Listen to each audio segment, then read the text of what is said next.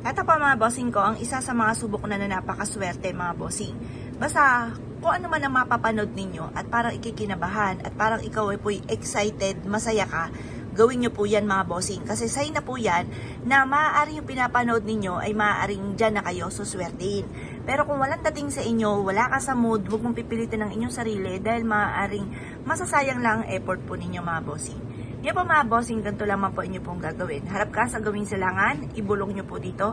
Sa pamamagitan ng pampaswerteng ito ay siksikliglig at umabot. Napakaraming blessing ang darating sa akin. Yayaman ako at magiging matagumpay at lahat ng mga pinapangarap ko ay matutupad.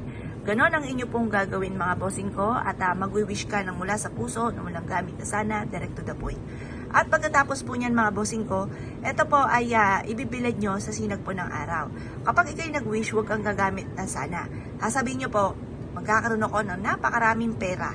Tapos tuwing umaga, ugaliin po ninyo na sabihin nyo po sa inyong sarili, lahat ng gusto nyo na maganap sa buhay ninyo. Halimbawa, harap ka sa gawing silangan.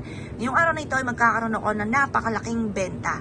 Ngayong araw na ito ay makakamit ko lahat ang aking mga pinapangarap. Ngayong araw na ito, ako ay gagaling sa aking karamdaman. Ngayong araw na ito, saan man ako pupunta, ako ay suswertin.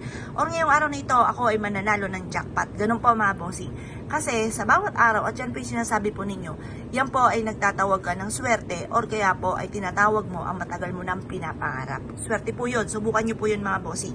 Ugaliin ang mga magagandang salitain at kalimutan ang mga pangit na salitain. Pagtapos po niya na ibilad nyo ito sa sinag ng araw hanggang alas 8 ng umaga.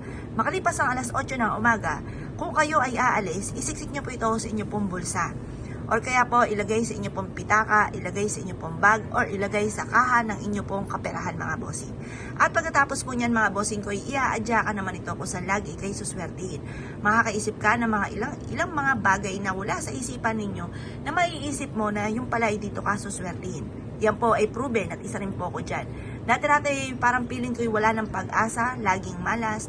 Yung po mga bossing ko'y napalta ng pagiging positibo. At yun nga po mga bossing ko'y maraming mga blessing na hindi ko inaasahan. Ni sa aking pangarap ay wala mga bossing. Na nakamit ko ay labis-labis sa aking mga hinihiling.